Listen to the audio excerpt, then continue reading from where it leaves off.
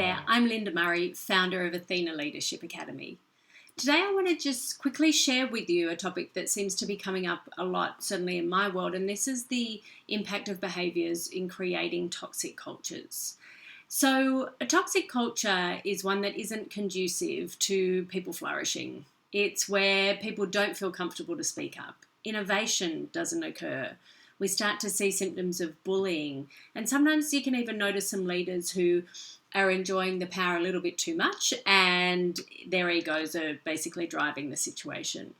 So what you find though is that every person in a culture is responsible for the culture. So cultures are just the sum of every interaction that happens throughout every single day.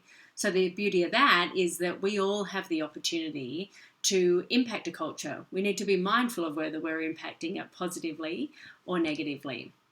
So I was speaking with a client last week and she was sharing with me how she was a little bit underwhelmed with the performance of some people in her team, and what she was noticing was she was slipping into the temptation to micromanage them.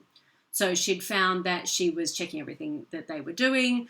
She was constantly on them to see where they were at, are they progressing in the right pace, etc., and essentially micromanaging. And now micromanagement can be a symptom of what could create a toxic culture. Even though it might seem insignificant, en masse it can become very significant. And so what I wanted to share with you is some ways that we can get around that if we find ourselves slipping into the bad habit or the temptation of micromanagement. What are some things that you can do to avoid that? Because let's face it, we've all been on the receiving end of a micromanager. We all know what that feels like, to have someone watching us like a hawk. They're really breathing down our neck. They're checking every single thing we do. We know that feeling. You can feel it when someone's doing that. And what we find is it's quite disempowering. When I speak to people about how micromanagement affects them when they're on the receiving end of it, what we find is that performance tends to go up initially because they're aware that they're being watched, but then pretty quickly it tends to take a dive. And that's because people feel disempowered. People will even say things like, you know what, if he's going to be watching every single thing I do, what's the point in me doing it perfectly anyway? He's going to be checking it and he'll come in and fix it. So that's not how we want our team to be operating, is leaning on the leader and feeling fearful of what they might do wrong, and as a result, not really putting in as much discretionary effort. So a couple of things that you can do. The first I would say is have really generous assumptions of people. I don't know about you, but I don't think anybody on their way to work, in the car or on the train, sits there and thinks, you know what, I'm going to be really half-assed about today. I'm going to put in about 60%, I reckon. And you know what, might throw in a bit of bad communication just for fun, for my entertainment. I don't think anyone does that. I think we all show up with the best of intentions and to give everything our best to our ability on that particular day. So if you have people in your team who you feel are underperforming, think back to whether they've always been underperformers or have they previously been good performers? And if they were, when did that change? And I encourage you to really lean into that conversation, have the best of assumptions of their intention, and lean in and think, I wonder what else is going on for them. Is there something else happening in their personal life that might be distracting? Or is this project just not talking to their skills and strengths, and we need to have that conversation?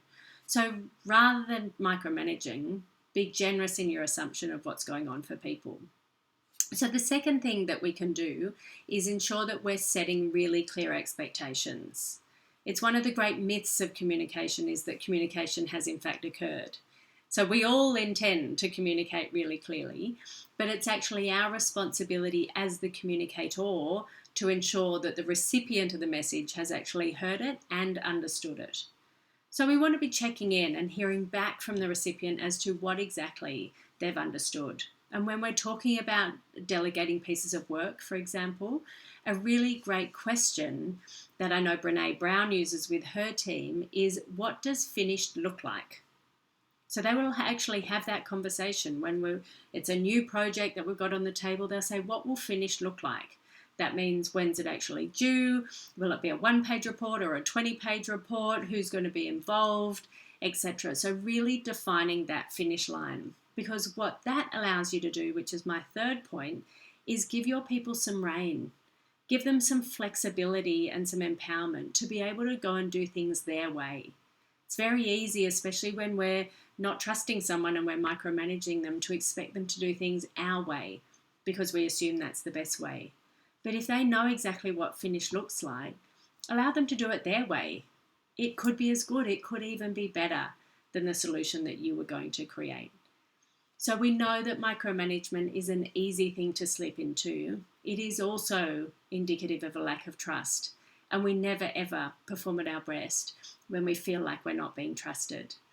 So enjoy these 3 tips, and I would love to hear from you if there are any other things that you find useful when you find yourself micromanaging. Thank you.